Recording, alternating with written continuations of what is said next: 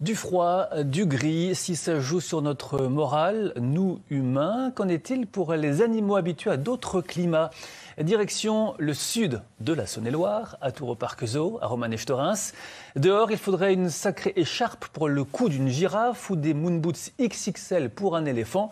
Alors à chaque espèce, ses soins particuliers. Guillaume Poyer, Loïc Ebache. Attirés par la présence de notre caméra, ces petits singes curieux sont sortis de leur abri. Eux, c'est parmi les primates les plus frileux. Donc ils ne vont pas rester longtemps dehors. Mais pour le chef animalier du parc, la vigilance est de mise quand les températures sont négatives. Au petit matin, il doit casser la glace pour éviter tout accident. Quand la glace est trop épaisse, il faut essayer de s'aventurer dessus. Et ce qui serait dramatique, il faudrait se noyer déjà parce que la glace n'est pas très solide. Et puis éventuellement s'en aller. Il y a vraiment beaucoup plus de travail, comme il peut y avoir aussi quand, à l'inverse, forte chaleur. Et du coup, il faut pouvoir faire attention au niveau des points d'eau, au niveau des températures dans les bâtiments. Tours au Parc abrite plus de 600 animaux de 140 espèces différentes. Certaines comme les lions, les loups ou les zèbres sont robustes et supportent bien le froid. D'autres en revanche sont privés de sortie pour leur bien.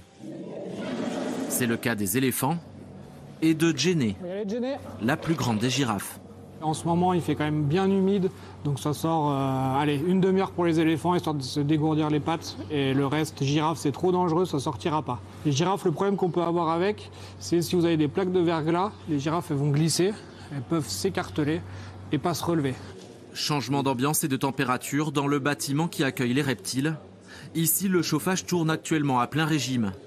Et Christophe doit effectuer des contrôles plusieurs fois par jour.